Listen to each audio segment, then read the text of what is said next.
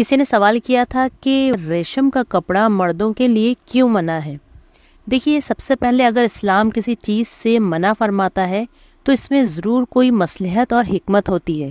یعنی اگر اسلام میں کسی چیز سے روکا گیا ہے تو اس میں ڈیفینیٹلی کوئی خرابی اور فساد ہوتا ہے، تبھی ہمیں روکا جاتا ہے. اب ہمیں اللہ کے جو کمانڈس ہیں، جو پروہیبیشنس اللہ نے لگائی ہیں، اس کے پیچھے کی حکمتیں اور مصلحتیں سمجھ میں نہیں آتی، تو یہ ہمارا مسئلہ ہے. اس لیے ہم سوال کھڑے کر دیتے ہیں کہ کیوں منع کیا گیا ہے. ریزن دو. پہلے تو یہ کہ اگر کسی چیز سے اللہ اور اس کے رسول نے منع فرما دیا ہے تو ہمارا کام ہے کہ فوراً اس چیز پہ عمل کرنا شروع کر دیا جائے اور ان تمام باتوں سے رک جائیں جس سے اللہ تعالیٰ نے اور اس کے رسول نے منع فرمایا ہے. کیوں، کیسا، کس طرح، ریزنز، یہ سب بات کی باتیں ہیں. ٹھیک ہے، چلیے حدیث کی طرف آتے ہیں. حدیث میں آتا ہے کہ میری امت کی عورتوں پر ریشم اور سونا جائز ہے اور مردوں پر حرام ہے. دیکھیے، مردوں کے لیے خالص ریشم کا کپڑا پہننا حرام قرار دیا گیا ہے اور اس کے بہت سے ریزن اسکالرس نے بتائے ہیں.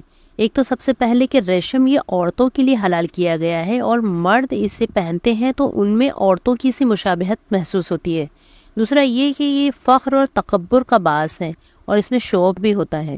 اس کے علاوہ ریشم کا کپڑا یعنی جو سلک مٹیریل ہے وہ باڈی سے چپکتا بہت ہے، جس سے مردانگی کی بجائے عورت پن محسوس ہوتا ہے. اور ریشم پہننے سے عورتوں کی طرح دل میں نرمی اور عورتوں کی سی کیریکٹرسٹکس پیدا ہوتی ہے. یعنی کہیں نہ کہیں ریشم پہننے سے مینلینس میں کمی ضرور لگتی ہے. یہاں ایک اور بات کلیئر کرنا بہت ضروری ہے کہ خالص ریشم یعنی جو پیور سلک ہوتا ہے یہ مردوں کے لیے حرام ہے. بٹ اگر آپ کا کوئی ایسا کرتا جس پر 1 یا 2 یا 3 یا 4 انگلیوں کے برابر ریشم کی کوئی کڑھائی یعنی امبرائڈری وغیرہ کی ہوئی ہے تو پھر جائز ہے، اس سے زیادہ نہیں. یعنی پورا ہی شرٹ یا شیروانی پیور سلک کی نہ ہو، بٹ اگر اس پر کہیں نہ کہیں آستینوں پر یا گلے پر یا جیب وغیرہ پر 4 انگلیوں کی جتنی ریشم لگی ہو یا سلک امبرائڈری ہو تو پھر اجازت ہے. یعنی 4 فنگر وڈتھ آف سلک یہ الاؤڈ ہے.